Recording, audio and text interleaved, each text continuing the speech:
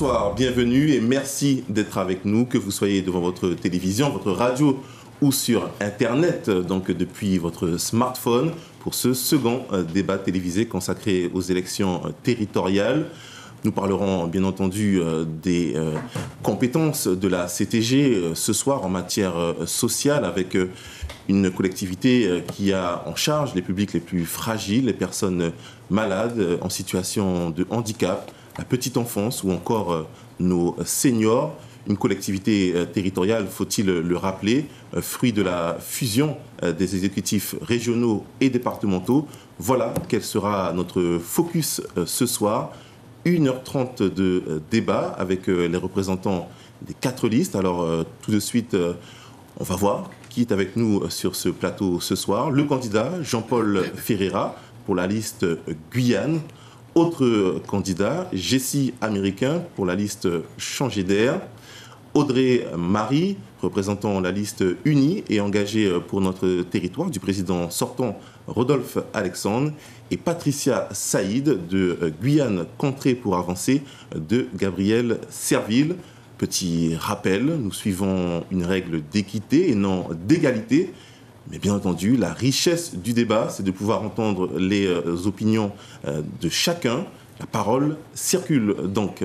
Je vais maintenant me retourner vers nos invités. Bonsoir à toutes et à tous. Bonsoir, Monsieur Xavier. Bonsoir aux téléspectateurs de Guyane. Bonsoir, Monsieur Xavier. Bonsoir à la Guyane. À la Sabane Wang, Chuiti, à Tapou.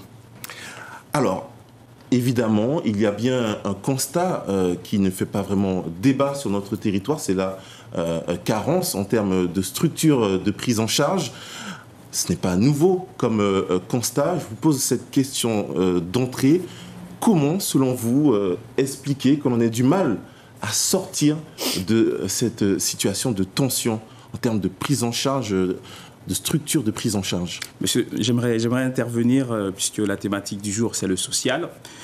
Et premièrement, ce qu'on peut souligner, c'est que aujourd'hui, on considère que le pauvre ne vote pas. Donc, on n'a pas de vision sur la question sociale aujourd'hui en Guyane.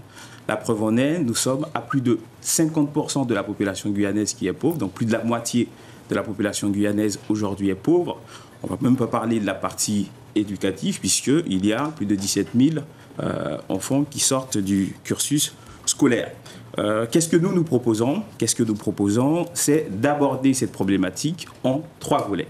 Le premier volet, c'est le volet économique, puisque pour réduire de manière structurelle la pauvreté sur notre territoire, il faut créer des emplois, il faut créer de la richesse, il faut créer de la valeur sur le territoire. C'est pour ça que nous proposons de créer des emplois dans 8 secteurs prioritaires: l'agriculture, l'agroalimentaire, la pêche et l'aquaculture, la gestion des déchets, la culture, le bois, le BTP, et puis enfin la gestion des déchets.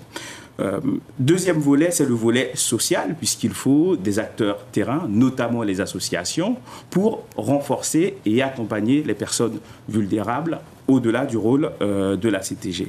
Et puis, troisième volet, c'est le volet formation, puisque comme je l'ai dit précédemment, nous avons des jeunes qui sortent du cursus scolaire et donc il faut les accompagner, notamment avec une formation qui serait orientée vers les secteurs. On va développer tous ces aspects, mais pour vous, c'est un manque de volonté. C'est ce que vous dites finalement. Ce que je dis, c'est qu'aujourd'hui, on n'a aucune vision sur le développement social du territoire, puisque l'on considère que ce sont des pauvres qui ne votent pas. Et nous, nous plaçons l'humain au cœur de notre projet, au cœur de notre programme. C'est pour ça que nous partons directement de la situation de la personne.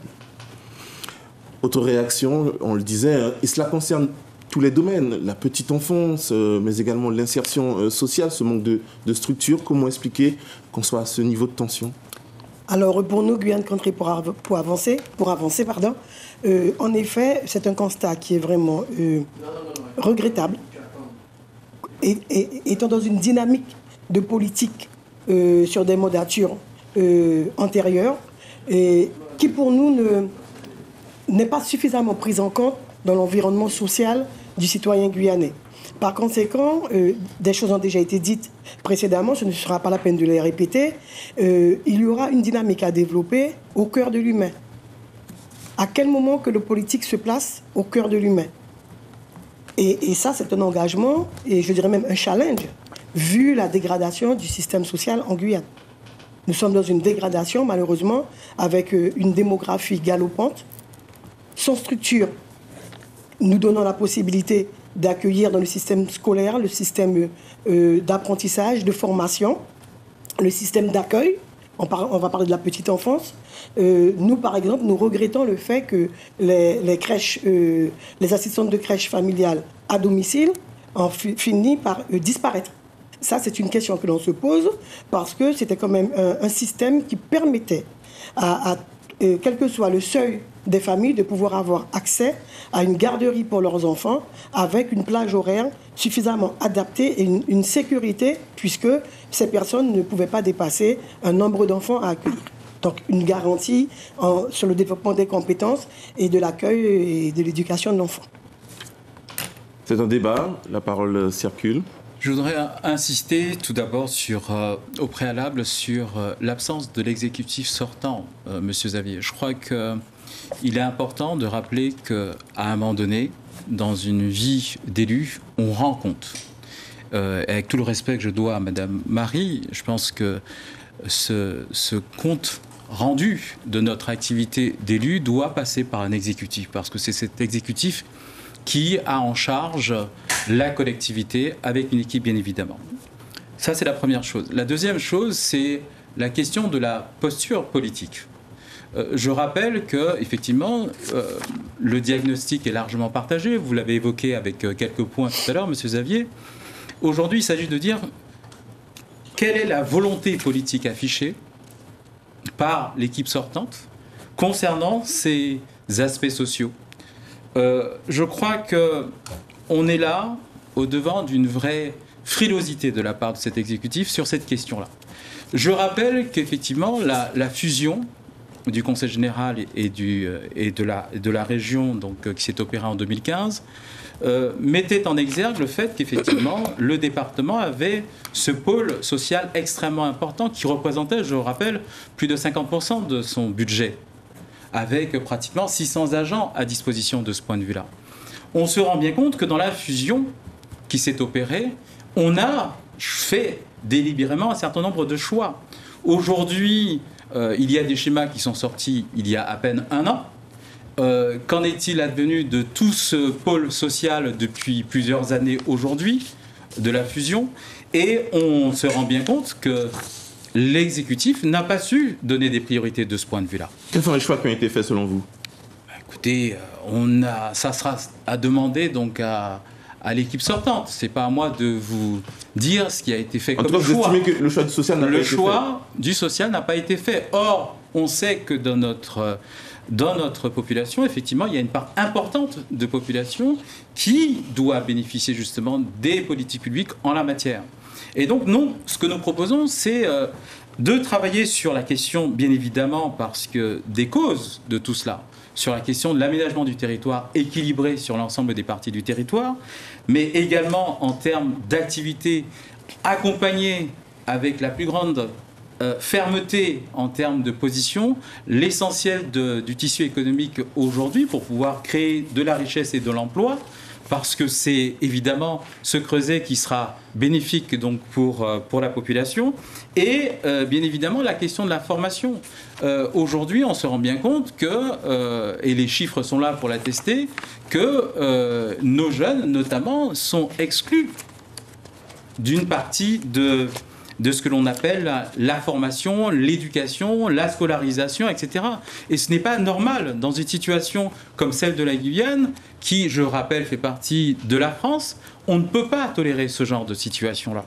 Et donc, nous, ce que nous proposons, c'est de créer ce que l'on appelle une agence territoriale de lutte contre la précarité qui rassemblera en son sein l'essentiel des activités du pôle social. Donc, je veux parler en cela de la question de l'action sociale de proximité, mais également la question de l'enfance en danger, la question des personnes handicapées, bien évidemment, et des personnes âgées.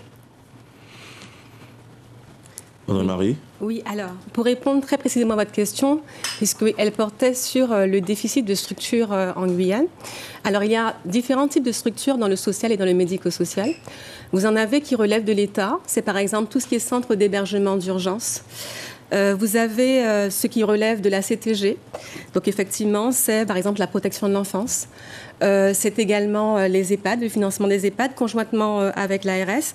Et vous avez, alors pour les adultes handicapés également, c'est également les foyers d'hébergement tarifés et financés par la collectivité. Mais vous avez également tout ce qui relève également de l'ARS sur le handicap des enfants.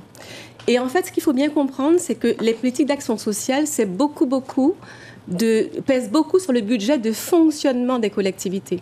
Dans une collectivité, vous avez un budget d'investissement et vous avez un budget de fonctionnement. Quand vous créez une structure, naturellement, il y aura de l'investissement sur 2-3 ans, vous allez construire. Mais ensuite, il y a des personnes qui travaillent à l'intérieur. Il y a tout un fonctionnement, toute une maintenance, qu'il faut assurer. Et c'est ce fonctionnement qui pèse sur les finances des collectivités et qui fait que quand on doit construire quelque chose, eh bien, il y a une réflexion à mettre en œuvre, parce qu'il y a la question de la supportabilité financière pour la collectivité territoriale de Guyane. Que répondez-vous à Jean-Paul Ferreira quand il dit qu'on n'a pas fait une priorité justement, sociale? Si je peux terminer, je vais voilà.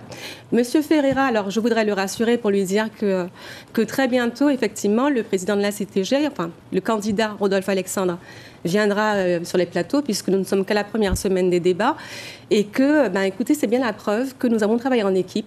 Moi, j'avais une délégation, j'avais des collègues également qui travaillaient sur l'action sociale, nous avons travaillé ensemble, et donc c'est une équipe, et donc le président Alexandre y délègue, et on prend les responsabilités, on viendra rendre compte devant la population à l'occasion de la campagne. Donc en fait, voilà, mettre des structures en place, c'est aussi former les travailleurs sociaux, c'est aussi former des paramédicaux, mais c'est aussi tarifier justement, c'est aussi financer justement, c'est aussi contrôler et c'est aussi professionnaliser. Par exemple, en 2016, il y a eu un transfert de compétences. Les services à domicile pour les personnes âgées ont été transférés à la CTG. Il a fallu, par exemple, reprendre ces services à domicile où il n'y avait pas les profils du médico-social. Et donc, ça a été tout un enjeu, par exemple, de travailler avec eux pour une meilleure prise en charge de la qualité des personnes âgées. Alors, certes, il y a un déséquilibre sur le territoire, il y a un déséquilibre des structures, il y a un déséquilibre également en termes de démographie des professionnels sur le territoire. Bien souvent, on retrouve des structures sur Cayenne, sur Kourou, sur Saint-Laurent-du-Maroni aussi, mais beaucoup dans l'île de Cayenne. Et l'objectif pour nous, c'est vraiment d'étendre la couverture sociale à l'ensemble du territoire. Et donc, les schémas servent à ça. Les schémas posent d'abord des diagnostics. Les schémas réunissent l'ensemble des partenaires autour de la table, parce que vous avez bien compris que faire évoluer l'action sociale en Guyane, c'est un travail partenarial, parce que les communes également sont impliquées avec leurs CCAS qui font de l'accès aux droits. L'ARS également est impliquée. Donc, c'est un travail partenarial. Et les schémas fixent les orientations et sont adossés à des financements. Voilà ce que je voulais vous dire en somme. Sur la petite enfance que Madame a évoquée et sur les assistantes maternelles que Madame Saïd a évoquées. Alors, il faut savoir que sur l'espace de la mandature, nous avons doublé le nombre d'établissements d'accueil collectif de jeunes enfants. C'est-à-dire qu'en 2015, il y avait 26 établissements d'accueil de crèche, en fait, et nous en sommes à 46. Nous aurions aimé faire mieux, mais là encore, c'est tout un travail partenarial, c'est porteur de projet. Et sur les assistantes maternelles, il y en a... Alors, quand vous regardez les chiffres officiels, c'est vrai que ça a tendance à baisser. Mais on est dans un pays où il y a beaucoup d'informels. Énormément d'informels. Beaucoup de personnes confient leurs enfants à des gens qui ne sont pas forcément formés ou qui ne rentrent pas dans un cadre légal. Et nous, ce qu'on veut, c'est justement aller vers ces personnes et les professionnaliser de façon à ce qu'elles soient reconnues, qu'elles cotisent et qu'elles aient plus tard une retraite, par exemple. Vous avez évoqué ce déséquilibre territorial. C'est vrai que cela revient dans les paroles des acteurs avec une fracture, là, on le voit, entre le littoral c'est pas un déséquilibre. C'est pas du tout un déséquilibre. C'est un constat d'échec de la responsabilité sortante. Madame Marie nous dit que le social pèse sur les budgets de la CTG.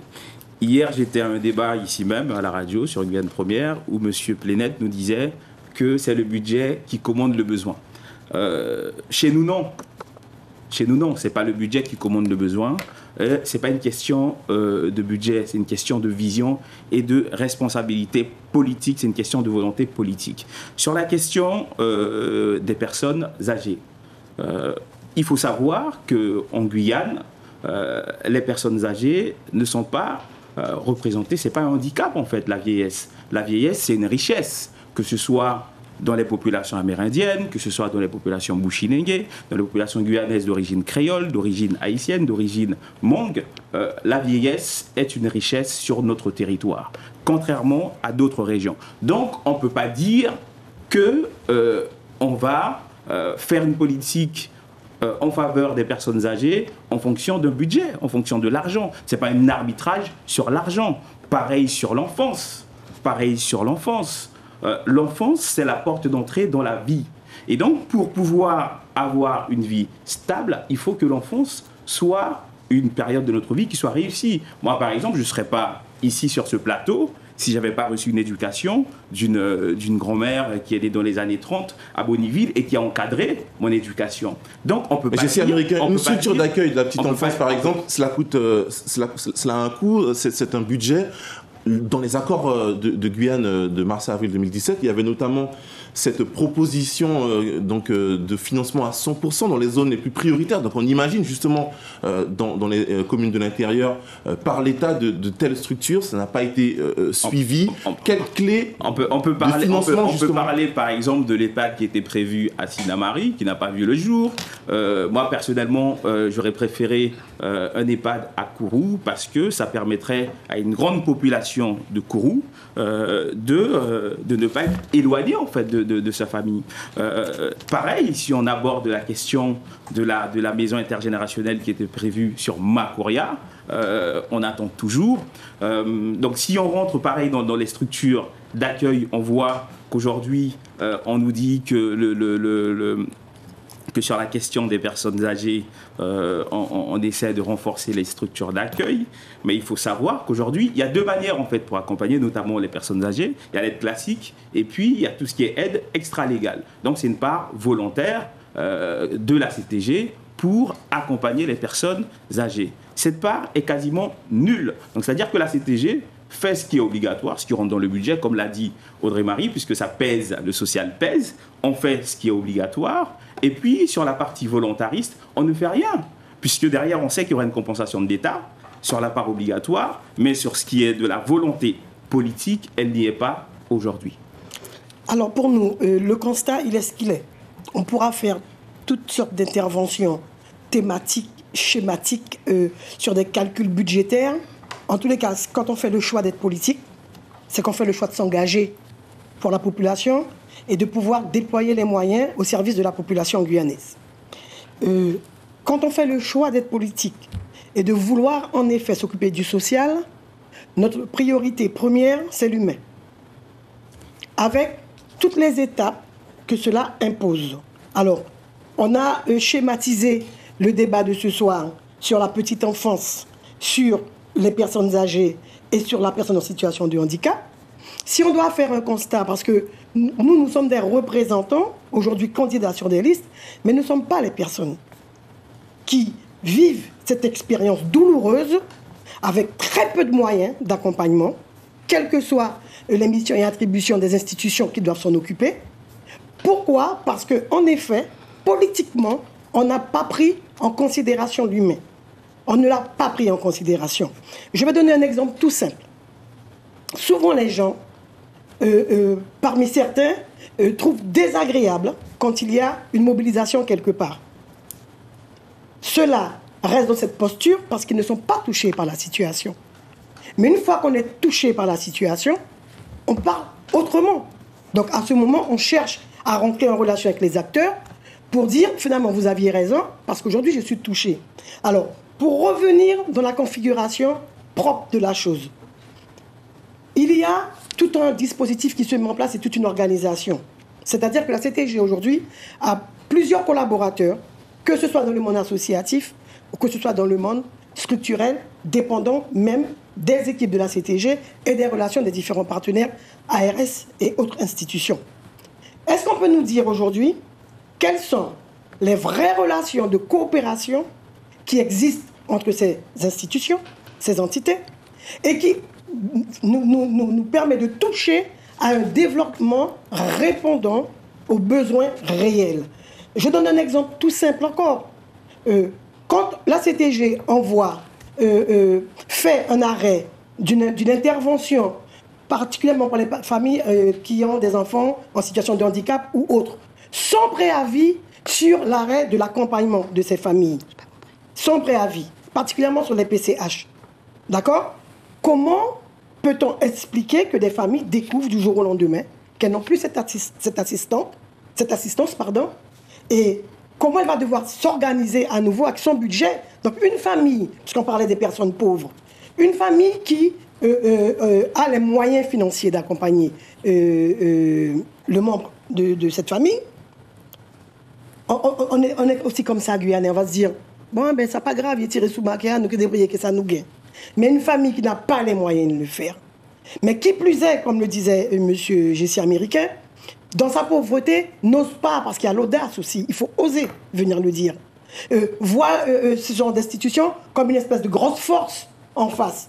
Et comprend aussi que la proximité, l'accessibilité dans le cas relationnel n'existe pas. Même vous, avec la posture que vous avez, quand vous rendez dans certaines institutions, vous avez presque envie de courber les chines pour être reçu convenablement, être entendu et être accompagné. Quelle solution? Alors, quelle solution? C'est la formation de nos salariés. Ne fait pas l'accueil du public qui veut, mais fait l'accueil du public qui peut. La formation, mais la formation, pas une formation à crédit. Parce que s'il faut parler aussi du système de formation, moi j'y suis en ce moment, et je suis beaucoup interrogé par l'accompagnement qui doit être mené auprès de ces organismes de formation qui rendent un service à disposition du citoyen. Et j'ai envie de dire, pour conclure, mais si on n'a pas de personnes formées, on ne va pas créer d'activité, parce qu'on ne pourra pas remplir les besoins en spécialité qu'il nous faut dans ces domaines-là. Alors, la pauvreté, elle n'est pas uniquement au niveau structurel. Elle est au niveau professionnel, elle est au niveau spécialité, elle est au niveau accompagnement et prise en charge. Puisque un certain nombre de choses ont été dites, à moins que M. Ferreira, vous vouliez parler? Je voudrais juste rajouter quelque chose par rapport à cela. Je m'étonne que l'on puisse dire aujourd'hui, en fin de mandature, que l'on travaille sur un certain nombre de schémas prospectifs pour l'avenir. Je rappelle que cela fait 6 ans que la fusion a eu lieu entre le Conseil général et la région, et ce n'est pas d'aujourd'hui qu'on connaît les problématiques liées au social. Et je pense qu'effectivement, si les choses avaient été priorisées de ce point de vue-là, on serait dans un autre état de situation aujourd'hui. Quand on parle de budget qui pèse sur le fonctionnement de la CTG... Santé et sociale, c'est 91 millions de budget de fonctionnement. Mais vous savez, quand on me dit ça, pour moi, c'est une vision erronée des choses en réalité. Parce que ne pas investir dans le social, c'est autant de répercussions que l'on aura à gérer par la suite. Sur la question de l'enfance en danger, c'est la question de la délinquance demain. Sur la question des personnes âgées, c'est notre incapacité demain à pouvoir préserver cette richesse dont vous parliez tout à l'heure, M. Jessie Américain, au profit des générations à venir. Sur la question des personnes handicapées, c'est aujourd'hui une incapacité à trouver des solutions pour des adultes handicapés. Il y a des structures pour des jeunes handicapés, mais arrivé à 20 ans, on voit bien qu'il y a là une vraie difficulté pour les familles concernées à trouver des solutions. Donc je m'étonne qu'aujourd'hui, qu'on travaille en fin de mandature sur des schémas, alors que la fusion a eu lieu il y a 6 ans, et qu'on n'a pas priorisé cela, parce qu'on a une vision erronée des choses, et qu'on n'investit pas, en fin de compte, sur des priorités, pour que demain, on n'ait pas à gérer des problématiques liées à cela. Tout à l'heure, M. Ferreira évoquait l'ancien Conseil général. Et pour rafraîchir la mémoire de tout le monde, à la fin en 2015, le Conseil général était quasiment en cessation de paiement. Rappelez-vous qu'il ne payait plus le RSA, qu'il ne voulait plus payer les prêtres également, et qu'il avait même dit qu'il ne voulait plus payer les chefs coutumiers. Ce qui fait que lorsque la fusion a commencé, nous étions à moins 90 millions d'euros. Et ça a été vraiment une gageure que de chercher de l'argent, en fait, et de remettre cette collectivité à flot. Non seulement nous n'avions pas d'argent, mais nous avions également également un certain nombre d'agents qui étaient dans des conditions de travail vraiment déplorables. Je parle notamment des travailleurs sociaux de la collectivité, qui étaient des fois dans des bâtiments totalement insalubres. On avait fermé les bâtiments au public, mais on avait laissé les travailleurs sociaux à l'intérieur. Je pense également à la MDPH. Je me rappelle de la grève qu'il y a eu en 2016, où ils nous disaient que les locaux n'avaient pas été nettoyés, en tout cas les vitres, depuis 2009. La maison départementale, donc, la maison départementale des personnes handicapées. Donc voilà avec quoi nous avons commencé. Et il fallait d'abord donner aux personnes du respect. Il fallait d'abord leur donner les conditions de travail, donc trouver les moyens de leur donner des conditions de travail, en termes de locaux, en termes de ressources humaines également, parce que pour pouvoir aller vers les autres et aider les autres, il faut que déjà que vous soyez en capacité de fonctionner. Et en fait, j'entends un certain nombre de propos assez fantaisistes, mais je pense que M. Ferreira va me comprendre. Oui, le budget, c'est important.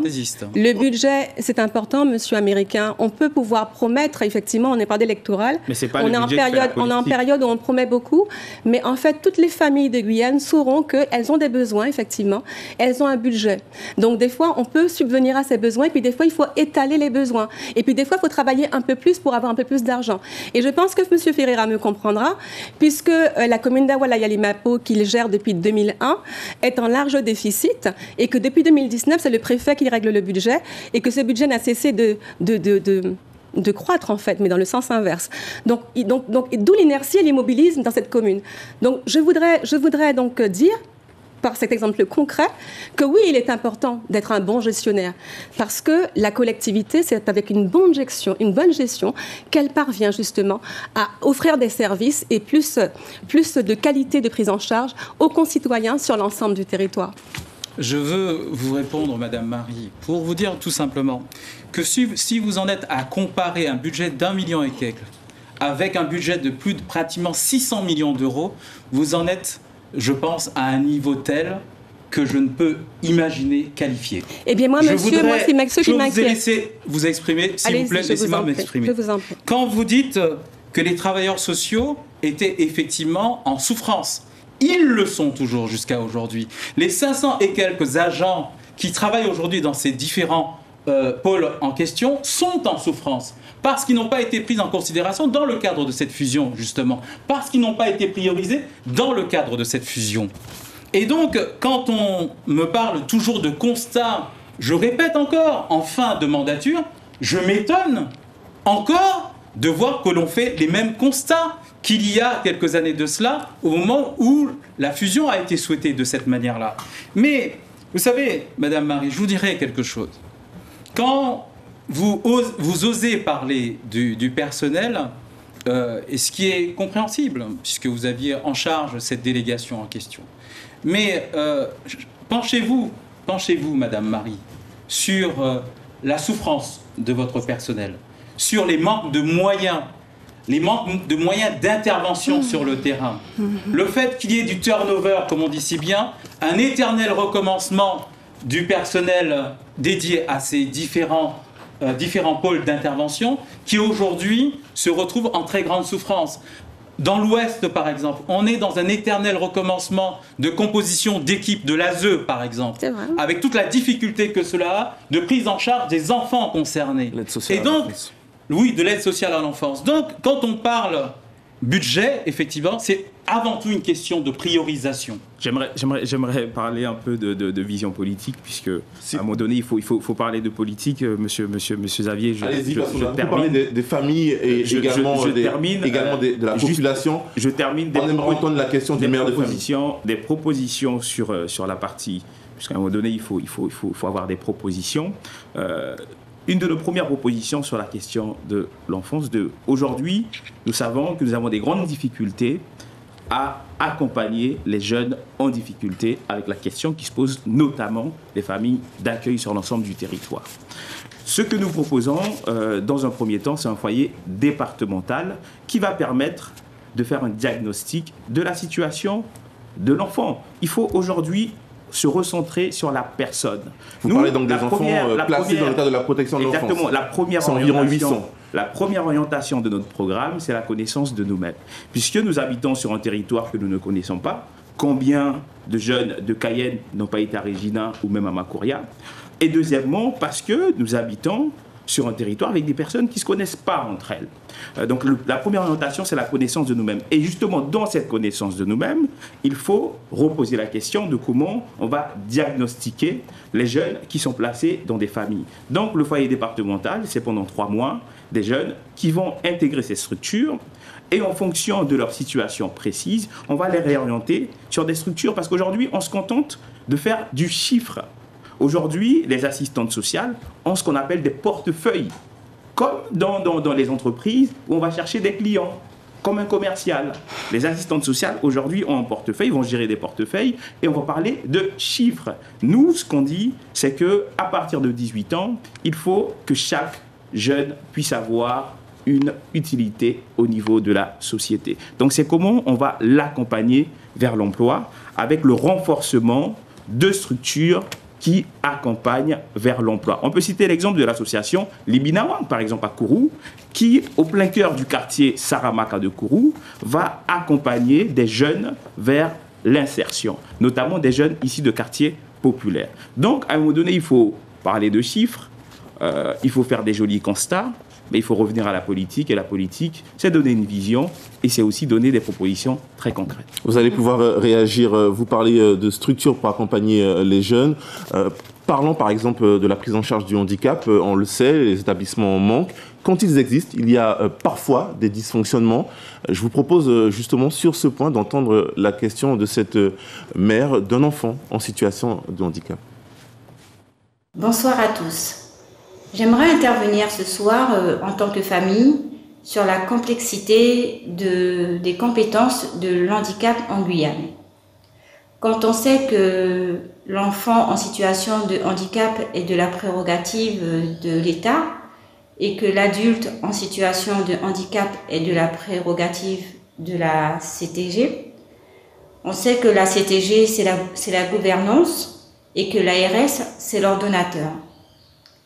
Par rapport à tout ça, la situation de l'IMED aujourd'hui rencontre des problèmes dans son organisation parce que les compétences semblent se chevaucher dans cette institution et l'action médico-sociale a du mal à avoir une continuité.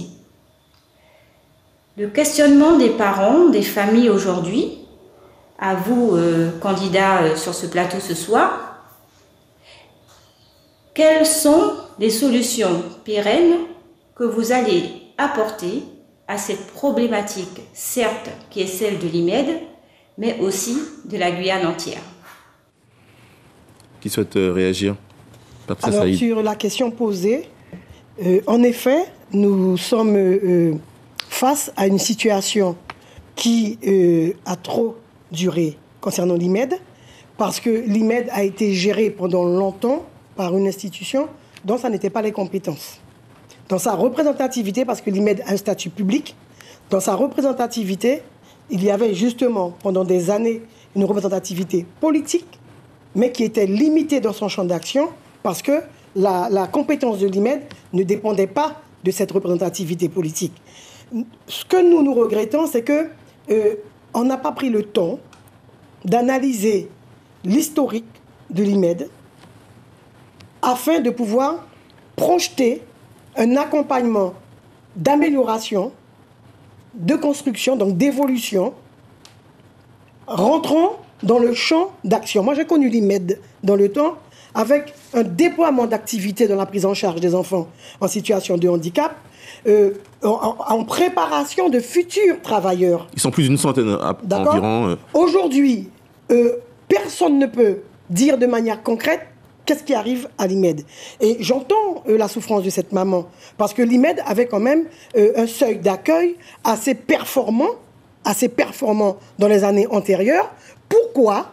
Parce qu'il y avait des hommes et des femmes politiques qui, en effet, avaient pris le problème à bras le corps. Donc le diagnostic est mal posé, selon vous? Le diagnostic est mal posé. Pourquoi? Parce qu'on a fait un arrêt subi. On s'est dit, l'IMED n'est pas politique, donc nous, on abandonne toute notre représentativité. L'IMED dépend de la compétence de l'ARS, donc nous larguons ça à l'ARS. Mais par conséquent, nous sommes quand même des politiques du pays. Aujourd'hui, c'est une maman qui nous interpelle et qui nous demande qu'est-ce que vous projetez pour demain. Eh bien, si nous sommes à la CTG, nous allons devoir rencontrer les partenaires faire un constat sur un bilan concernant leur réalité, parce que moi, on ne peut pas me demander de parler de l'IMED. Je ne suis pas maman d'un enfant en situation de handicap, mais je suis quand même un travailleur, une citoyenne guyanaise qui a participé à l'évolution de l'IMED, puisque l'IMED dépend du même statut que la fonction publique. Elle dit bien, elle élargit dans sa question, puisqu'elle dit bien que la problématique du travail partenarial entre les différentes instances se pose pour beaucoup d'autres structures. Mais elle se pose pourquoi? Parce que dans l'accompagnement de la CTG, les personnes que l'on peut définir comme des personnes en souffrance, je parle des personnes responsables de structures d'accueil, des personnes responsables d'associations, ne comprennent pas le fait qu'elles soient face à une concurrence déloyale de la CTG. Et je vais donner un exemple bien clair. Quand vous donnez une habilitation à une association, dans l'habilitation, vous devez donner les moyens d'avoir une certaine autonomie. Dans le cas de la mission de la prise en charge, on parlera de la protection de l'enfant. On ne peut pas demander à une association de prendre en charge ce type d'enfants, cette catégorie de nos jeunes. Et puis, en contrepartie, on lui donne comme seul moyen 20% sur la masse salariale à appliquer auprès de ses salariés, quand la CTG elle-même applique 40%. Là, nous sommes dans une concurrence déloyale, parce que les professionnels, s'ils doivent faire un choix, ils doivent faire un choix salarial, bien sûr, ils vont le faire là où ils ont la garantie de pouvoir avoir un salaire décent par rapport à leur champ de compétences. Mais là où le bas blesse en Guyane, c'est la partie de la spécialisation de nos professionnels. Qu'en est-il de l'IRDTS? Mais je veux terminer, Monsieur Xavier. Qu'en est-il de l'IRDTS? L'IRDTS, il y a une gestion qui rentre totalement dans la compétence de la CTG. On a en effet, aujourd'hui, on est tributaire de ce dispositif qui nous impose le Parcoursup. Dans le Parcoursup, on va faire une étude de dossier, on va faire un choix de candidats sur des formations, et on va se rendre compte que si on en a pris 20 en début de formation, en fin de formation, on va se retrouver avec 6 à 8 candidats allant au bout de leur formation. Est-ce qu'à un certain moment, il y a eu une interrogation posée, une interrogation qui nous aurait permis de pouvoir développer, comme l'a dit M. Ferreira, dans un champ plus large, l'accompagnement de nos jeunes vers ce type de formation, et soulager, parce qu'on ne peut pas demander à une structure de prendre en charge ce type de situation, et puis limiter, parce qu'une structure... Quand on prend son dossier, on ne peut pas en prendre 200. Donc, en effet, il faut développer les structures adaptées à ce genre de prise en charge. Très bien. Et là, politiquement, il faut nous dire qu'est-ce qui est envisagé. Et je rejoins certains candidats. Moi, depuis que je suis petite, j'ai trop l'habitude des grandes annonces faites à la fin de mandature. Et puis, faites-nous confiance, nous sommes prêts à faire mieux. Très bien. Sur ce point? Donc justement, nous ne sommes pas dans les grandes annonces, nous sommes sur la réalité. C'est pour ça que nous parlons budget, c'est pour ça que nous expliquons qu'il faut des jambes pour pouvoir marcher. Et c'est pour ça que quand on est arrivé dans la collectivité, il n'y avait pas de jambes. Donc il a fallu justement consolider les jambes, donner aux gens les moyens de travailler pour pouvoir maintenant être crédible par rapport à notre partenaire. Vous avez besoin de 11 ans pour pouvoir marcher. 11 ans, mais monsieur la fusion de la collectivité et le département qui porte à l'action sociale, c'est 2015 et donc 2016 avec la collectivité territoriale de Guyane. Oui, donc ça n'a rien à voir avec la région. Non, mais merci beaucoup de ne pas m'interrompre. Moi, je voudrais... J'ai bien compris que votre technique, c'est d'empêcher les gens de parler. C'est pour ça que dès le début, j'ai expliqué que c'est une question beaucoup plus globale. Et ce n'est pas juste une question sociale. Justement, c'est pour ça que vous vous trompez. Si vous abordez la question sociale juste en termes d'accompagnement de personnes en difficulté, vous allez vous tromper. Aujourd'hui, c'est le sujet. On aborde le social comme des personnes en difficulté. Alors que non, le social, c'est des familles, c'est des personnes qui sont utiles à la société et qui peuvent créer de la valeur, des personnes qu'il faut former, c'est pas juste des personnes en difficulté.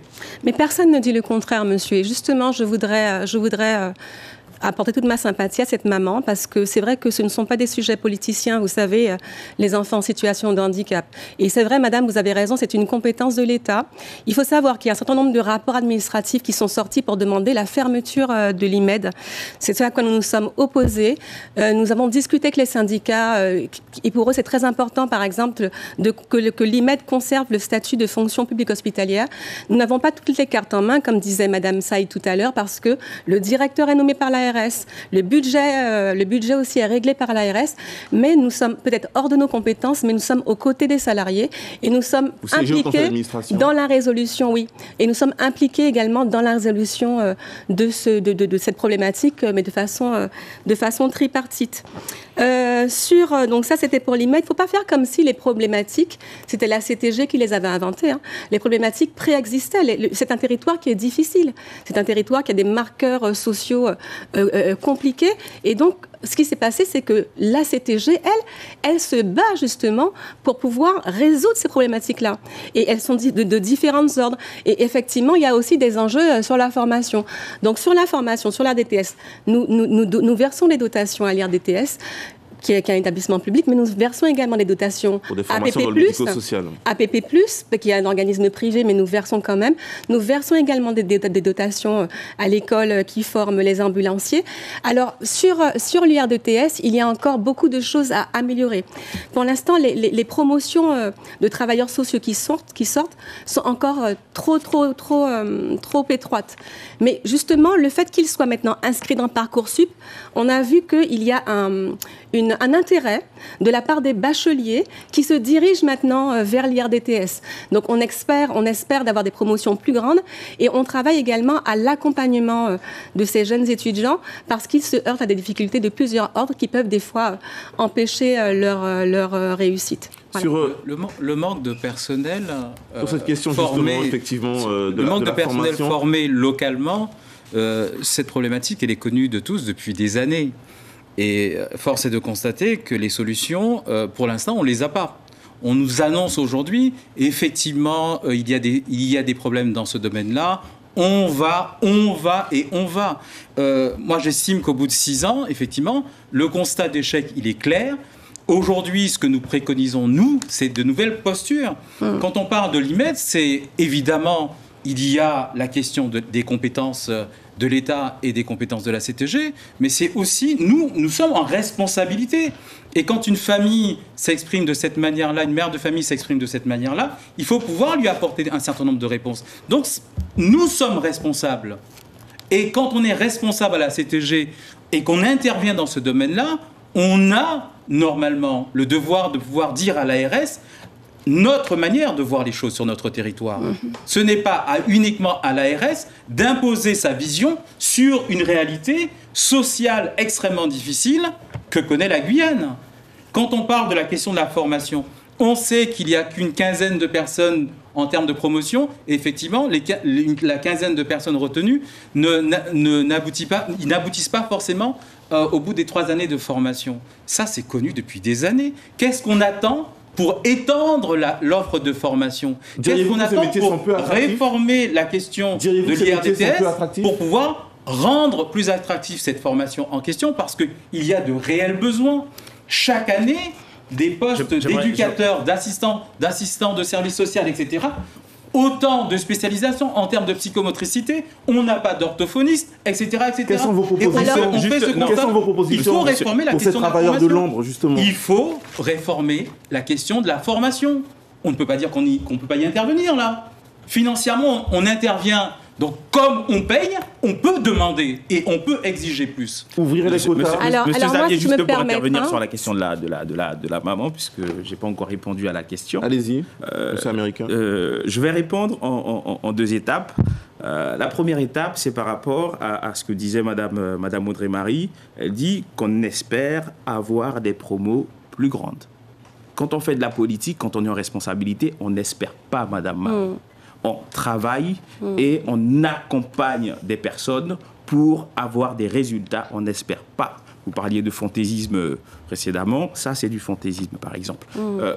Juste sur la question de l'IRDTS, aujourd'hui, l'IRDTS, c'est 15 éducateurs spécialisés tous les 18 mois. Là où le territoire, on a besoin de 40. Donc, espérez toujours.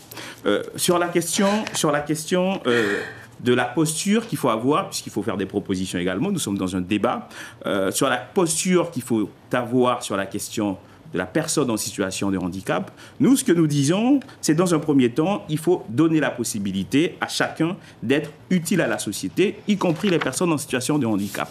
Et deuxièmement, c'est qu'il faut accompagner ces personnes vers l'autonomie. Comment on va le faire? C'est en les accompagnant par les structures d'insertion professionnelle. Il faut les accompagner par le travail. La question du handicap, ce n'est pas juste des personnes qui ne peuvent pas travailler ou qui ne sont pas utiles à la société. C'est des personnes qu'il faut accompagner et puis ensuite les insérer professionnellement via des structures associatives qu'il faut renforcer, puisqu'aujourd'hui les dotations sont en pleine diminution, par des structures associatives. Vous pensez qu'il manque des porteurs de projets, il manque des acteurs? Des porteurs de projets, il y en a aujourd'hui. Des porteurs de projets, il y en a. J'en ai parlé, j'en ai cité. On peut citer l'Eben, l'association Eben en Guyane, qui fait un travail formidable. Sur la question, pareil, de l'insertion à la fois des personnes en situation de handicap et des enfants et des jeunes en difficulté. J'ai parlé de l'association Libidawang au cœur du quartier Saramaka de Kourou. Donc des structures, il y en a. Donc sachez que nous la finançons. Des structures, il y en a, mais pas assez. Il n'y a pas assez de financement. Aujourd'hui, les dotations de la CTG sur l'accompagnement des associations, puisque à chaque fois on nous dit que c'est le budget qui commande le besoin et après que c'est les difficultés budgétaires qui pèsent sur la société. Non, il faut avoir des vraies volontés politiques pour accompagner ces structures-là. Donc, Mme Marie nous dit que oui, on finance, mais on ne finance pas assez aujourd'hui. Alors, que faut-il faire, M. Zabi? C'était votre question. Effectivement, il faut faire en sorte que l'IRDTS et d'autres organismes de formation montrent en compétences et également s'étendent sur le territoire. Donc, c'est la raison pour laquelle nous, ce qu'on veut faire, c'est un campus des formations, notamment sur Saint-Laurent-du-Maroni, de façon à pouvoir former des gens du cru. Alors, on a parfois des propos très simplistes. Bon, c'est le jeu un petit peu. Vous êtes en échec, on va réussir, on est merveilleux. OK, très bien. Simplement, vous savez, c'est beaucoup plus complexe que ça. Déjà, on a un problème au niveau de la formation initiale. Le niveau des personnes qui sortent des formations de l'éducation nationale. Bien souvent, on doit mettre des classes prépa. Par exemple, là, avec l'IRDTS qui s'est universitarisé et l'arrivée de Parcoursup, eh bien, c'est l'IRDTS qui doit enclencher la case Parcoursup pour avoir si vous voulez, un accompagnement, en tout cas, des connaissances de façon à ce que les jeunes puissent réussir. Donc, nous, ce qu'on veut amener, on veut amener ces campus de formation sur Saint-Laurent-du-Maroni. L'autre projet qu'on a également, qui est concomitant à l'arrivée du lycée sur Maripasoula, c'est de faire une cité sociale, c'est-à-dire de mettre à la fois les bureaux, mais également de mettre également les logements. Parce que, comme pour toute la Guyane, comme pour l'éducation nationale, la problématique se pose de la pérennité des agents sur les territoires. On en cherche partout des travailleurs sociaux. Monsieur Ferreira a parlé de turnover, mais c'est bien la raison. C'est bien la preuve que l'on se bat, voilà, pour pouvoir avoir des travailleurs sociaux qui soient locaux, qui puissent d'ailleurs accueillir l'ensemble des personnes, quel que soit leur groupe culturel, parce qu'il y a également cette difficulté également dans la prise en charge des personnes. Et puis également, vous disiez que tout était lié, c'est également cette possibilité maintenant, grâce à l'avion que la collectivité territoriale, qui est donc de notre bilan, que l'avion que nous avons mis en place sur Camopi. Parce qu'il faut bien comprendre une chose, en termes de protection de l'enfance. Lorsque vous avez un enfant qui est en danger dans un village amérindien, par exemple, à Trois-Sauts, par exemple, eh bien, ça prenait beaucoup de temps d'y aller et d'en revenir. Aujourd'hui... Avec des ruptures avec l'environnement familial. Aujourd'hui, nous avons donc toujours une équipe sur Saint-Georges qui fait des missions et qui fait de la prévention sur tout l'est de la Guyane. Mais nous avons également cette possibilité d'être à Camopi en 45 minutes et ça change grandement les choses sur l'action sociale pour pouvoir intervenir, pour pouvoir faire de la prévention, mais également pour faire de Camopi une base qui permettra ensuite de couvrir, d'étendre la couverture sociale sur le territoire. Quelle piste également sur la pérennisation des personnels? On en parlait, il y a un turnover important. Monsieur Xavier rebondit rapidement sur ce que disait Madame Marie, très rapidement. Madame Marie nous dit que, précédemment, elle nous disait qu'on espère, maintenant elle nous dit qu'on veut. À un moment donné, quand est-ce que vous allez faire? Moi, je me pose la question. On espère, on veut, elle nous parle de merveille, elle nous parle de fantaisisme. Donc, je reprends vos mots, ce ne sont pas mes mots. Laissez-moi terminer, puisque vous m'avez dit de ne pas vous couper. Donc, moi, je me considère comme un gentleman. Donc, je ne vais plus vous couper. Non, surtout pas. Je ne veux plus vous interrompre. Merci, je sais faire. Non, je ne veux plus vous interrompre. C'est partie du jeu du débat de s'interrompre de temps en temps, mais oui, on peut s'interrompre de temps en temps. Ouais. Mais il faut aussi être gentleman, comme je le considère. Donc, juste sur la question on espère, on veut, et elle a abordé la question du lycée à Maripasoula. aujourd'hui, il faut savoir que, bon, elle dit que la CTG souhaite, la CTG veut. Aujourd'hui, il n'y a aucune visibilité sur la question du lycée à Maripasoula. On nous a posé une première pierre, mais c'est juste une première pierre. On a pris 5 ans pour poser la première pierre. Et on nous dit qu'on veut également créer une structure pour accompagner les personnes qui exercent dans le médico-social. Aujourd'hui, on considère comme le lycée de Maripasoula juste comme des murs, en fait.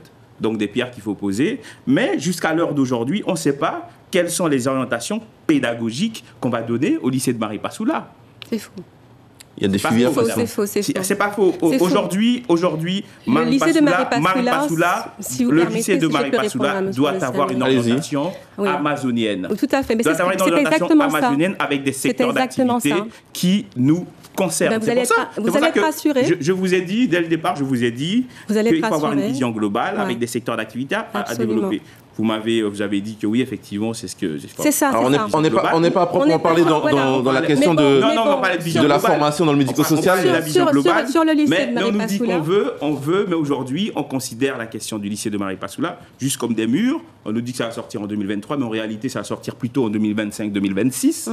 Ça, c'est la réalité. Et à la fin de la mandature, encore une fois, on va nous dire que nous voulons, nous espérons. Et j'aimerais revenir aussi sur la question de l'avion à Camopi. On nous parle du désenclavement par l'aérien comme du vrai désenclavement. C'est totalement faux. Aujourd'hui, je vous propose même de regarder sur le site d'Air Guyane, si vous avez la possibilité de voyager à Maripasoula, de prendre l'avion pour aller à Maripasoula. Il n'y a pas de place. Tout simplement parce que l'aérien, c'est juste une urgence sanitaire. On ne peut pas considérer l'aérien comme du vrai désenclavement. La preuve en est, sur place, le coût de la vie est toujours aussi élevé.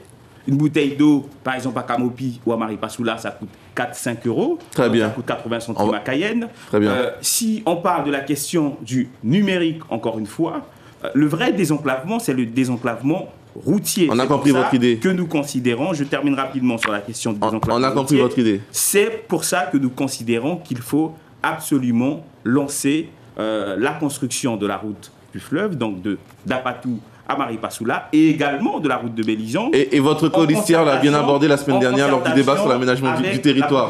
Voilà. Locale. Madame Briquet l'a bien abordé la semaine dernière. Si je peux juste rassurer monsieur, je suis américain pour lui expliquer. En fait, avant même que les lycées ne sortent de terre et qu'on pose la première pierre, il y a une instance qui s'appelle le Conseil de l'éducation nationale, qui réunit l'ensemble des institutions, donc la collectivité territoriale bien sûr, mais également la préfecture, le rectorat, l'ensemble des syndicats enseignants, les parents d'élèves. Et en fait, au sein de laquelle la CTG n'est pas très présente. En fait, les programmations sont décidées à ce moment-là.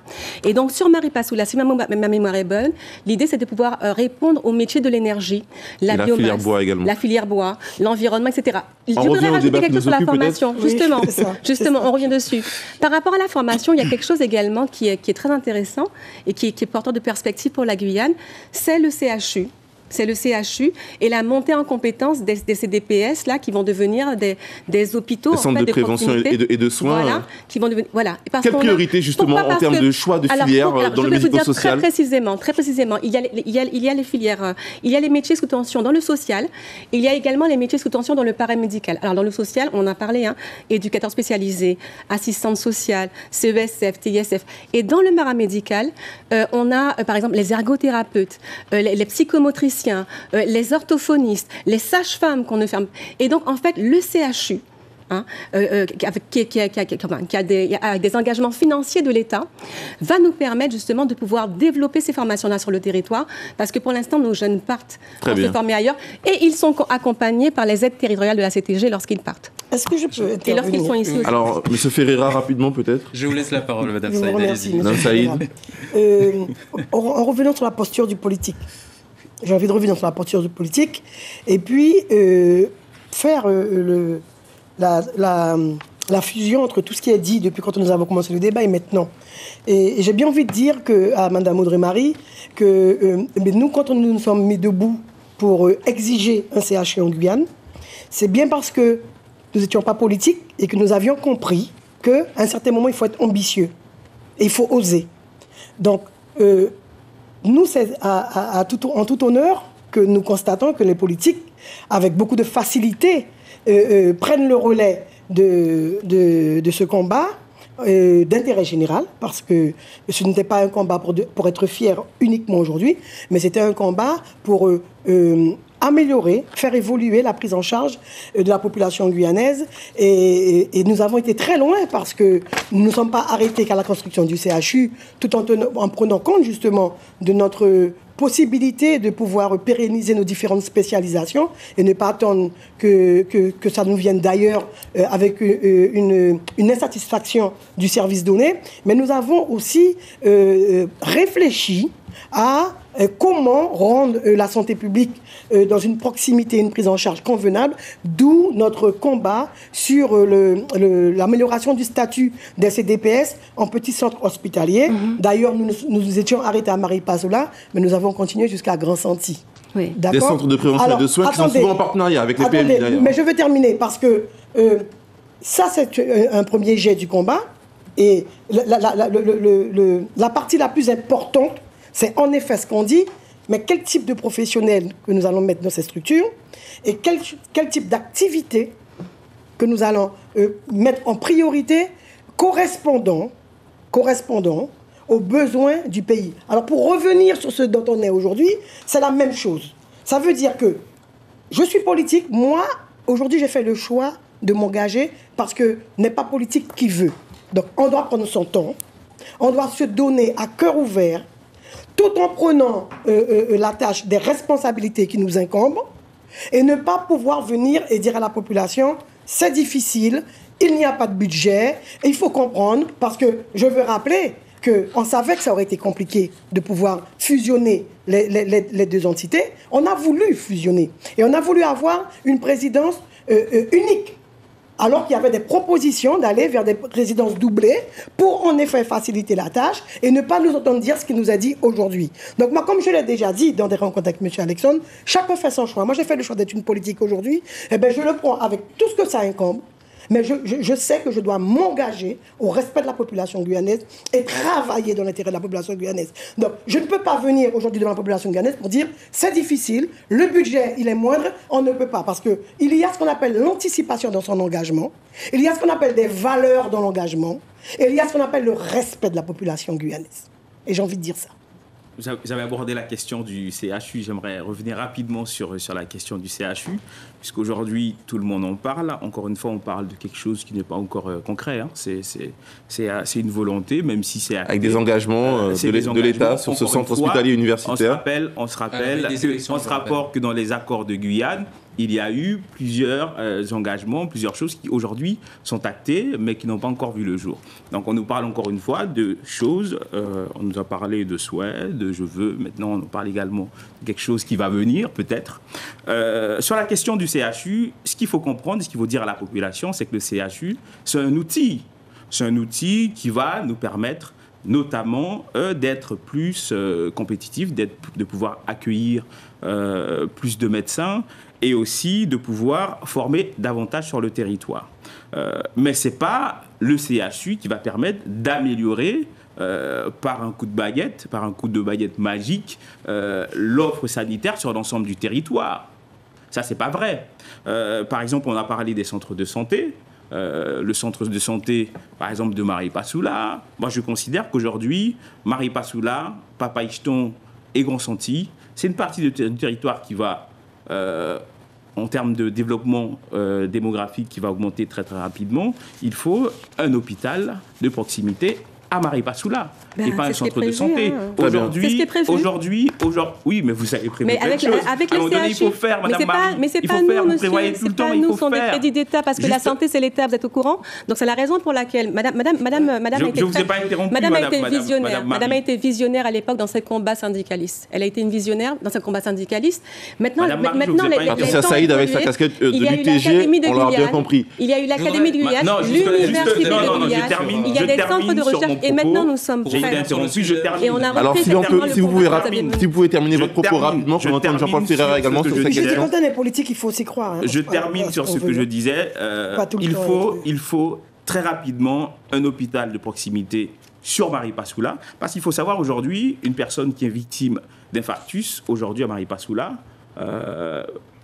est totalement en difficulté. Donc, on peut imaginer... Justement, c'est la raison pour laquelle le CDPS sera transformé en hôpital de proximité sur la partie Est, en 2025. Je termine, Madame Marie, sur la partie Est, nous considérons qu'il faut un hôpital international à Oyapoké qui va permettre justement, puisque Oyapoké est la plus grande ville en fait dans le bassin, qui va permettre justement d'améliorer. De l'autre côté de la frontière au Brésil, une ville de 30 000 habitants environ. Exactement. Donc la population de Saint-Georges va pouvoir très rapidement avoir accès à un hôpital performant. Puisqu'il faut savoir que les médecins brésiliens sur tous les sujets qui concernent les maladies amazoniennes sont très portés sur ces questions-là. Donc ça serait une bonne nouvelle pour la Guyane. Jean-Paul Ferreira, sur ces questions de priorité en termes de formation, de métier. Je rappelle que nous sommes aujourd'hui en 2021 et que j'entende encore une fois un certain nombre de propos disant « on va faire me gêne, Monsieur Xavier ». Et je pense que cela gêne également la population guyanaise. Quand on parle de formation aujourd'hui qui va s'étendre sur Saint-Laurent-du-Maroni, cela fait des années que l'on sait le poids démographique qu'aura Saint-Laurent-du-Maroni et l'Ouest de manière générale sur l'ensemble de la population guyanaise. Les moyens ne sont pas mis en place. Et là, on ne parle que de formation. On pourrait l'étendre à bien d'autres sujets de ce point de vue-là en termes de manque d'anticipation. Quand on parle des travailleurs sociaux, effectivement, il faut rendre les territoires attractifs, tout comme pour les enseignants, vous l'avez rappelé tout à l'heure. Il faut pouvoir accompagner les communes dans ce cas-là, pour qu'elles puissent avoir la capacité d'investir pour pouvoir accueillir dans les meilleures conditions possibles, non seulement les enseignants, mais également du personnel médico-social. Et quand on parle de l'Est aujourd'hui évoqué, je rappelle qu'il y a une personne en l'occurrence. Le personnel est réduit.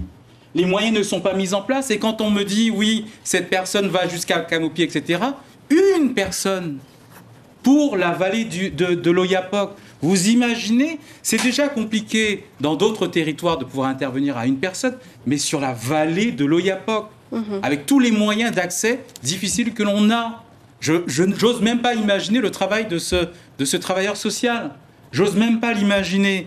Et quand on Vous mettrez le budget pour faire du recrutement ? Mais bien sûr, il faut pouvoir investir. Je vous l'ai dit tout à l'heure. Il faut pouvoir investir sur ce capital humain dans le cadre du social pour ne pas gérer des problématiques par la suite. Et ça, on le fait pas. Est-ce que vous l'avez chiffré ? Et quand on me parle aujourd'hui d'enfants, par exemple, en danger, que l'on récupère sur Camopi, par exemple, et qu'on ramènerait sur le littoral, etc. Et que, alors que par ailleurs, on sait que les conditions d'accueil ne sont pas optimales, qu'il y a des manques de moyens d'accueil sur la partie littorale, et que des familles d'accueil aujourd'hui se retrouvent à 5, 6, voire 12 enfants en accueil. Est-ce que c'est ça que l'on souhaite pour nos enfants ? On est en train de créer, de manière institutionnelle, de la maltraitance. Vous imaginez les familles concernées ? Vous imaginez les enfants concernés ? Qu'ils sortent de leurs difficultés, pour ne pas dire autre chose, et vont vers d'autres difficultés par ailleurs, parce que les conditions ne sont pas mises en place pour que cet accueil se fasse dans les meilleures conditions. Et quand on parle, parce que vous avez évoqué la question du lycée de Maripasoula, et Madame Marie, vous répondez qu'effectivement, dans le cadre du CEN, les offres de formation par établissement se discutent à ce moment-là. Mais je rappelle que ce CEN, donc, qui se réunit pour cela, est obligé à chaque fois d'être reconvoqué, faute de quorum. Et les premiers absents sont les élus de la CTG. Voilà. Pauvre Monsieur Plenette, avec toute l'amitié que j'ai pour lui, il a à gérer cela à chaque fois. Il en a honte. Il faut dire les choses telles qu'elles sont. Parce qu'on est obligé à chaque fois de reconvoquer le CEN. Alors, quelle considération pour les jeunes de Guyane? Quelle considération pour l'éducation en Guyane? Quelle considération pour l'avenir du peuple guyanais quand on ne s'intéresse pas à ce qu'il y a dans ce CEN de discuter, de proposer pour nos enfants? Je me pose la question aujourd'hui. Moi, ce que je voudrais dire par rapport à ce que... Voilà, c'est-à-dire que Madame Saïd, on ne dit pas simplement c'est difficile, on n'arrive pas. Non, on dit c'est difficile, nous nous battons, et nous obtenons, parce que nous avons été chercher des crédits, etc. Quant à la description catastrophique que M. Ferreira fait, notamment de l'aide sociale à l'enfance, je le comprends. Moi j'ai passé 6 ans à me battre pour changer les choses. Et si vous cherchez une responsabilité, vous devriez bien chercher sur votre liste, puisque M. Canavi-Fabien, votre colistier, a été pendant 14 ans au Conseil général et que la responsabilité de la catastrophe lui incombe. Et vous non plus, M. Ferreira, vous n'êtes pas crédible. Lorsque vous parlez d'anticipation, cela fait 20 ans que vous êtes maire d'Awala Yalimapo, 20 ans également que vous êtes vice-président de la CCOG, et on voit bien que vous n'avez pas su ni faire évoluer votre commune, ni aller chercher des financements, et qu'aujourd'hui, c'est le préfet qui gère la commune d'Awala. Donc, vous n'êtes pas crédible. Et ce que je voudrais dire, c'est que lorsqu'on ne sait pas gérer une petite commune, on ne pourra pas gérer la collectivité territoriale de Guyane. Vous n'êtes pas crédible. On verra comment cela va se passer pour vous. La fusion a été une bonne chose. La fusion a été une bonne chose parce qu'elle a rapproché les compétences de la région, qui étaient celles de la définition des formations paramédicales, sanitaires et sociales, etc., avec le Conseil général qui portait toute l'action sociale et qui justement recrute des travailleurs sociaux. On parlait de l'Est. Effectivement, nous avons un éducateur spécialisé qui est renforcé des fois par des missions qui viennent du littoral. Mais sous le Conseil général, donc sous M. Canavi pendant 14 ans, il n'y avait rien. Et donc voilà, et au fur et à mesure, nous avançons. Vous reconnaissez le constat sur les lacunes en matière, par exemple, d'assistants familiaux? Totalement, c'est comme ça qu'on a trouvé la situation. C'est pas moi qui le dis, c'est un rapport de l'ODPE. C'est un rapport de l'IGAS. Et après, il fallait d'abord absorber le déficit de M. Canavi, colistier de M. Ferreira. Il fallait donner de bonnes conditions de travail aux gens qui avaient été négligés par M. Canavi sur la liste de M. Finera. Et il fallait être crédible d'abord, avoir deux jambes pour marcher. Et au fur et à mesure, nous réglons les problèmes. Et c'est comme ça que nous avançons. Mais il est faux de dire aux gens, voilà, sans limite, on va dépenser, etc. Et tout ira bien. C'est pas vrai. Pour pouvoir gérer une collectivité, faire de l'action sociale, couvrir le territoire, il faut d'abord être un bon gestionnaire et être crédible dans ce sens. Si vous voulez bien, j'aimerais vous proposer, parce qu'on ne peut pas aborder les questions de politique en faveur des populations les plus fragiles sans se poser la question de ce que cela dit de notre société, de cette transformation. Rappelons-nous de ce slogan, c'était en 2017, le social se meurt, la délinquance demeure. C'était l'un des slogans du pôle social donc, lors des mobilisations. Comment expliquez-vous, on aimerait vous entendre tout de même, cette perte de repères d'une partie de notre jeunesse? Alors, Monsieur Xavier, le social se meurt, la délinquance demeure. Un très bon et un très grand slogan qui doit en effet nous sensibiliser. Et malheureusement, on est dans un débat politique et la population nous regarde, elle nous observe, elle nous écoute avec attention et elle n'est pas dupe. Donc il faut quand même que l'on soit conscient de cela. La réalité dans le pays, elle est ce qu'elle est. Donc on aura beau voir les choses avec nos propres visions politiques et nos propres idéologies, le peuple est là, il nous regarde et il a son propre constat. Nous redisons, on ne peut pas continuer à être sur de la théorie et dans la réalité pratique, on est totalement absent. On ne peut pas continuer comme cela. Ça voudrait dire qu'on est à l'aise dans un exercice d'expression parce qu'on a une certaine maîtrise et que par conséquent, jusqu'à maintenant, on n'a pas répondu à la maman qui demande de manière très précise que va-t-il advenir de l'avenir de mon enfant au sein de l'IMED. Elle le dit. Moi, je dis ce que j'ai connu à l'IMED. Et si on est dans ce flou total, c'est que politiquement, on n'est pas au chevet des personnes qui, elles, s'investissent avec des projets portés. Combien de personnes m'ont dit, c'est pas d'aujourd'hui que j'ai déposé un projet à la CTG, même pas un retour pour me dire que le projet a été réceptionné. Combien de personnes? Et nous n'avons pas encore abordé la partie de la personne âgée, mais moi j'ai envie de dire, la CTG va apurer sa dette auprès de l'EHPAD de l'hôpital de Cayenne, qui est justement dans une convention tripartite. Non. C'est pas faute d'avoir réclamé sur plusieurs années, et c'est pas faute d'avoir eu une garantie de l'apuration de cette dette par le président sortant, puisque je rappelle que lors de nos négociations en 2017, nous avons pris le soin c'était un risque, mais un risque dans un intérêt général, de nous associer de différentes personnalités politiques dont la représentativité était par M. Jean-Claude Labrador et qui s'était engagé en face de l'IGAS, M. Lesteven, de pouvoir être le relais sur cette dette cumulée par la CTG et qui, jusqu'à aujourd'hui, nous cause préjudice parce que dans ces missions, la CTG a un accompagnement très important concernant le recrutement de personnel au sein de l'EHPAD, particulièrement dans le statut d'aide-soignant et d'agent de service hospitalier, avec un pourcentage de financement très important. Et le fait de ne pas pouvoir nous porter cette enveloppe budgétaire nous pénalise dans notre environnement de prise en charge. Et puis, malheureusement, nous sommes confrontés face aux familles qui nous font confiance et qui nous livrent leurs parents à ne pas pouvoir répondre à leurs attentes. Alors, une association s'est créée et l'association ne dira pas moins que ce que je dis et ne dira pas mieux de ce que je dis. Donc, revenons sur la question de la posture du politique. Revenons sur cette question, mais dans la posture du politique, dans sa proximité avec sa population, dans sa proximité avec ses collaborateurs. Juste pour intervenir sur la notion, puisque c'était la question de départ, sur la perte de repères de notre jeunesse. Aujourd'hui, pourquoi ? Puisque nous avons fait, dans le cadre de nos ateliers populaires avec Changer d'air, nous avons organisé des ateliers populaires sur l'ensemble de la Guyane, de Saint-Georges à Maripasoula, en passant par Cayenne, Matoury, Saint-Laurent, Sinamari. Et effectivement, nous avons rencontré des jeunes à Saint-Georges qui nous ont dit qu'ils ont totalement abandonné le combat. Ils ne veulent plus se battre, en fait, pour s'en sortir. Parce que qu'est-ce qu'ils nous disent ? Nos politiques sont tous des mafieux.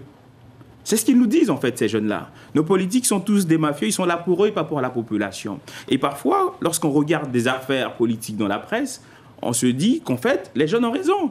Pas plus tard qu'hier, j'ai vu qu'une des colistières de M. Rodolphe Alexandre avait été mise en garde à vue pour une affaire de tortue, apparemment, à Maripasoula. Donc, quand on regarde l'actualité... Présumée innocente, on précise. Tout à fait, présumée.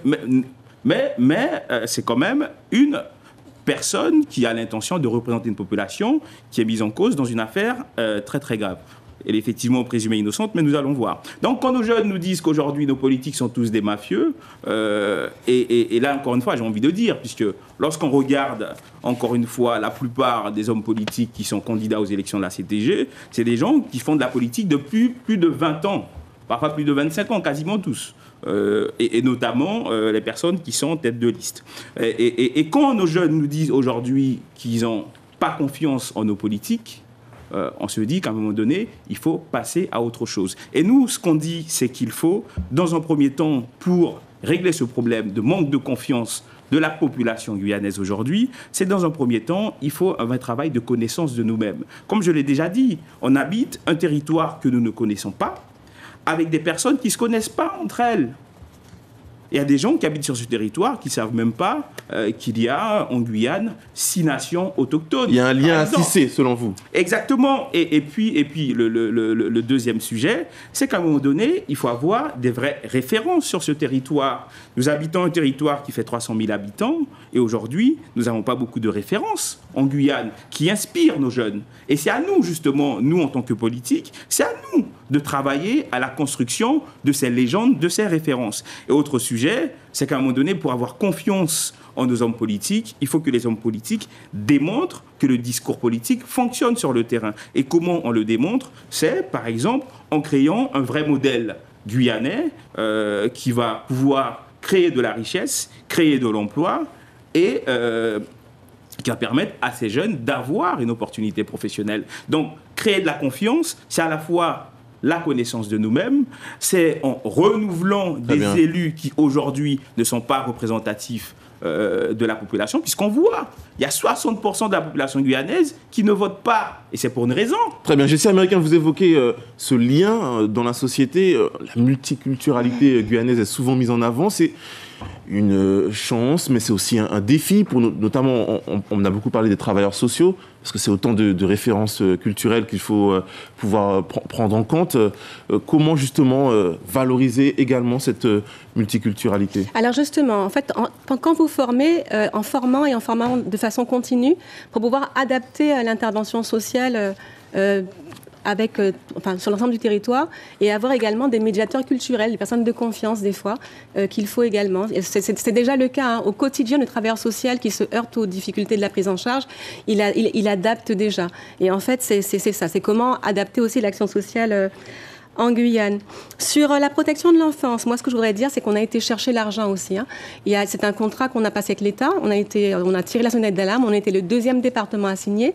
Ce sera 13,2 millions d'euros sur les 3 ans qui viennent. Donc, ce qu'on essaye de faire, par exemple, on parle de prévention. Encore une fois, pas tout de suite, dans 3 ans. C'est le centre de planification et d'éducation familiale, par exemple, à Saint-Laurent-du-Maroni. Ça sera également la maison d'enfants à caractère social à Saint-Laurent-du-Maroni également, pour éviter ce que M. Ferreira disait, à savoir l'éloignement des enfants de leur centre, de leur bassin de vie. C'est régler également les problèmes dans les établissements que nous avons déjà.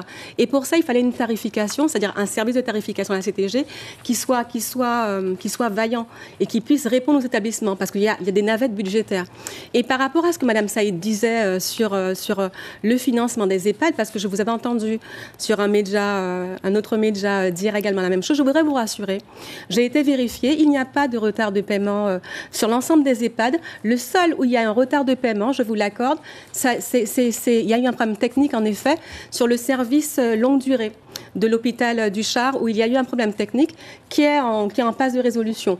Mais en tout cas, ce que les chiffres nous disent, ce que les liquidations nous disent, c'est que les dotations sont versées très régulièrement pour les 4 EHPAD que nous tarifons conjointement avec l'ARS, puisqu'il y a une partie qui relève de la CTG, une autre partie qui relève également de l'ARS. Sur la question de l'EHPAD de l'hôpital de Cayenne, alors, on ne va pas rouvrir un débat technique sur l'EHPAD. Je ne peux pas laisser dire on aimerait vous entendre sur votre vision de la société tout de même. Je dis simplement que, là encore, il faut démontrer ce que vous dites. Parce que nous le vivons tous les jours, et pour pouvoir être sur la vision de l'interculturalité, là aussi, il ne faut pas se leurrer. D'accord ? Nous sommes tous des citoyens guyanais, avec nos différentes cultures ressortant de nos racines, si je puis m'exprimer ainsi.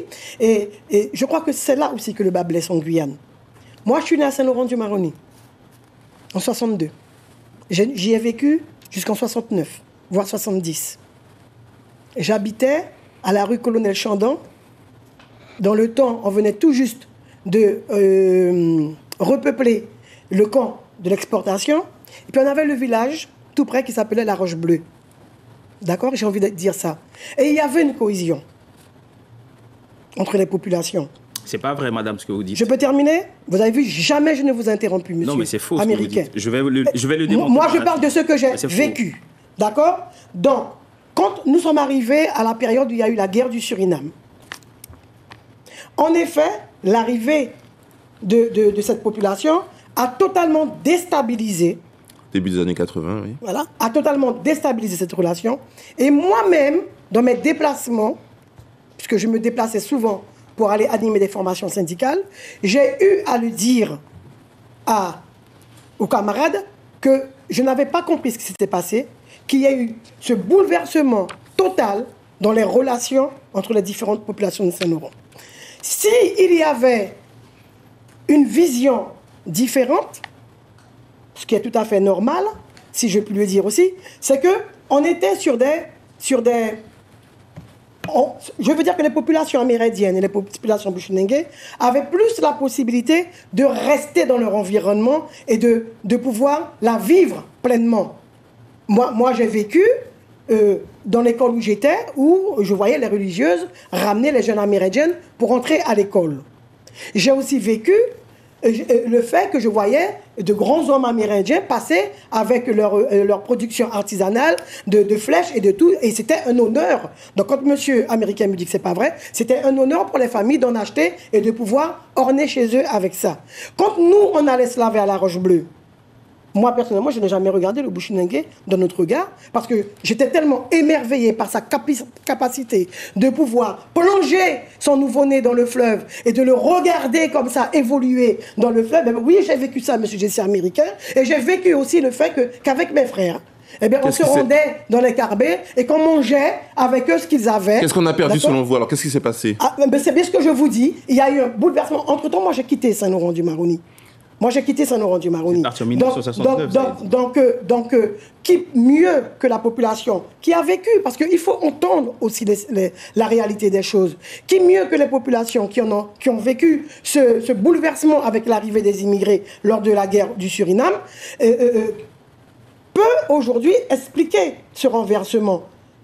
Et moi, s'il y a quelque chose qui m'attriste... Vous posez la question des équilibres face à la pression migratoire. S'il y a quelque chose qui m'attriste, c'est bien ça. Et je ne crois pas que jusqu'à ce jour, là je suis dans la formation professionnelle d'adulte, la réalité encore là, elle est catastrophique en termes de l'accueil de certaines populations, parce que nous accueillons des personnes qui n'ont pas la maîtrise de la langue française et qui sont totalement en difficulté dans la réalisation des Oui, mais ces jeunes sont aujourd'hui des jeunes Guyanais, un tiers des jeunes Guyanais ont 2 parents étrangers. J'aimerais quand même intervenir. J'aimerais quand même intervenir puisqu'elle a énoncé des choses, donc j'ai répondu. Madame Saïd. Madame Saïd nous disait qu'elle est née en 1962 à Saint-Laurent-du-Maroni, qu'elle a vécu jusqu'à 1969, bon, elle ne savait pas trop, 69-70. Je sais, monsieur, je suis américain. Je vous ai dit jusqu'en 70. J'ai quitté Saint-Laurent en 70. D'accord. Donc je ne savais pas trop, je savais, oui. Donc jusqu'en 1970. Jusqu'à maintenant, j'étais respectueuse vis-à-vis des candidats. Et vous nous dites que à l'époque, les choses se passaient très bien entre les différentes communautés à Saint-Laurent-du-Maroni, qu'il y avait une bonne cohésion sociale. Je vous ai répondu que c'était faux, je vais vous démontrer pourquoi. Oui. Je vais parler globalement de la situation. Ça serait trop lent parce qu'on aimerait entendre tout à chacun sur cette thématique, c'est important, on arrive à la fin de l'émission. Il faut quand même que je termine mes propos. Rapidement sur la question de la Guyane et puis sur Saint-Laurent, il faut savoir que globalement, en Guyane, après l'abolition de l'esclavage en 1848, c'est pas des Américains qui le disent, c'est Serge Mamlamfouk, il y a eu ce qu'on appelle les libres de couleur, et les Noirs qui sont devenus libres après l'abolition de l'esclavage. Nous sommes dans le cadre de la colonisation, et dans le cadre de la colonisation, il y a une hiérarchisation des races. Il y a tout en haut le blanc, ensuite les créoles qui étaient considérés comme plus évolués, ça c'est la réalité historique de notre pays. Ensuite, les primitifs et les sauvages, les Bushinengués et les Amérindiens. C'est une vision qui a existé jusque dans les années 70, lorsque les premiers mouvements indépendantistes vont intégrer politiquement les populations amérindiennes et bushinengués dans le peuple guyanais. À Saint-Laurent, c'est exactement la même chose. Qu'est-ce qui s'est passé en 1986, lors de la guerre du Suriname, comme l'a dit Madame Saïd, il y a un apport de population étrangère et on a non seulement persisté avec cette vision colonialiste du Bushinengué et de l'Amérindien, puisque je le rappelle qu'il y avait une entité à Saint-Laurent-du-Maroni qui était chargée de gérer les populations primitives, il ne faut pas l'oublier, avec notamment les Amérindiens et les Bushinengués, et de l'autre côté, la Guyane, qui était considérée comme créole. Et cette vision, elle a persisté. En 1986, quand les réfugiés sont arrivés, on a confondu les Bushinengués qui étaient déjà présents en Guyane avec les réfugiés, et donc tous les Bushinengués sont devenus réfugiés. Ce qu'il faut savoir aussi à Saint-Laurent-du-Maroni, c'est en 1983... Pour conclure, parce que... Non, je conclue. On va pas non plus... En 1983, le maire de l'époque a décidé de, justement, Madame Saïd parlait de la Roche-Bleue, de faire en sorte que la population de la Roche-Bleue s'installe à la Charbonnière. L'enjeu, c'était de patrimonialiser le camp de la transportation. On ne les a pas demandé de se rendre à la Charbonnière parce qu'on les aimait bien. On considérait qu'il fallait, à l'époque, ça c'est pas des Américains qui le disent, ce sont les archives. Lisez notamment les travaux de Clémence Léobal là-dessus. Lisez notamment les travaux de Jean Moumou là-dessus. Serge Mamlamfouk en parle également. Donc je sais de quoi je parle, Madame Saïd. L'enjeu, c'était de nettoyer le centre-ville parce qu'on ne voulait pas voir des populations primitives dans le centre de Saint-Laurent-du-Maroni. Donc il y a un travail à faire encore aujourd'hui. Quand vous me dites que ça se passait en toute cohésion dans les années 70, c'est faux, parce que même encore aujourd'hui, les choses évoluent positivement. Très bien, on va faire circuler la parole, s'il vous plaît. Les héritages du passé persistent encore. On a bien entendu Jessie Américain. Je voudrais revenir sur ce que vous évoquiez au sujet par rapport au manque de repères. Effectivement, on voit bien que dans la société guyanaise... Et comment favoriser cette cohésion ? J'y viens en termes de réponse. Je voudrais juste insister sur deux choses. La première, c'est qu'effectivement, on peut avoir cette idée d'une Guyane multiculturelle, etc., qui est souvent posée, d'ailleurs, politiquement par certains. Certains utilisent même l'expression peuple arc-en-ciel, empruntée à Nelson Mandela. Sauf que dans la réalité, il y a des soucis de communication entre ces communautés. Aujourd'hui, dans nos politiques publiques, il nous faut absolument, et cela quelle que soit l'échelle d'intervention, arriver à faire en sorte de créer des espaces d'échange de ce point de vue-là. Pour que, non seulement du point de vue intergénérationnel, mais aussi entre les communautés, qu'il y ait de véritables échanges qui soient les plus, d'une part, objectifs possibles, mais aussi les plus efficaces possibles en termes de résultats pour pouvoir créer de la cohésion. Et nous, ce que nous proposons, par exemple, sur la question de la parentalité par rapport au manque de repères, parce que ça commence là, c'est dans les familles que ça commence, c'est que l'on veut absolument, sur l'ensemble du territoire, créer des structures d'aide à la parentalité. Je crois que c'est un moment important d'être parent, mais il n'y a pas d'école de formation pour être parent. Et des fois, effectivement, on peut commettre un certain nombre d'erreurs qui peuvent engendrer des difficultés particulières pour nos enfants par la suite. Et donc, pour nous, il est important de mailler le territoire avec ce genre de structure. Mais de la même manière qu'il est tout aussi important de mailler le territoire avec ce que l'on appelle des maisons intergénérationnelles, où on peut retrouver des personnes âgées, mais comme on peut retrouver également des jeunes, pour qu'il y ait ce lien qui se fasse entre les différentes générations. Il y a une fracture, selon vous, entre... Il y a une vraie fracture de ce point de vue-là, qu'il faut pouvoir réparer. Et c'est maintenant qu'il faut pouvoir commencer le travail et donner les moyens nécessaires pour que ce travail puisse être entamé. Et de la même manière, c'est un sujet qu'on évoque peu, la question des mères qui sont mineures. Aujourd'hui, il n'y a pas de véritable structure d'accompagnement. On propose, nous, de notre côté, de véritables centres maternels pour que, en grande partie, ces filles aujourd'hui devenues mères puissent être accompagnées parce qu'elles sont dans de vraies difficultés par rapport à leur formation, par rapport au fait de jouer leur rôle de maman, tout simplement, auprès de leurs enfants, etc., etc. J'en viens ensuite à la question de la formation, parce que c'est une donnée essentielle, justement, sur les questions de manque de repères.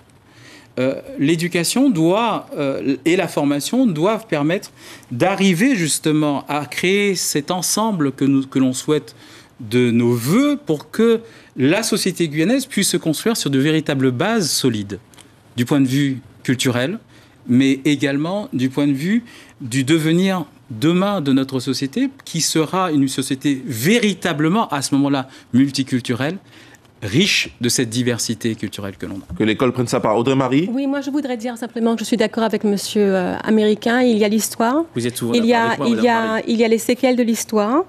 Et puis moi je crois qu'à la suite de Damas, je pense que... Et puis il y a la vie en commun tout simplement.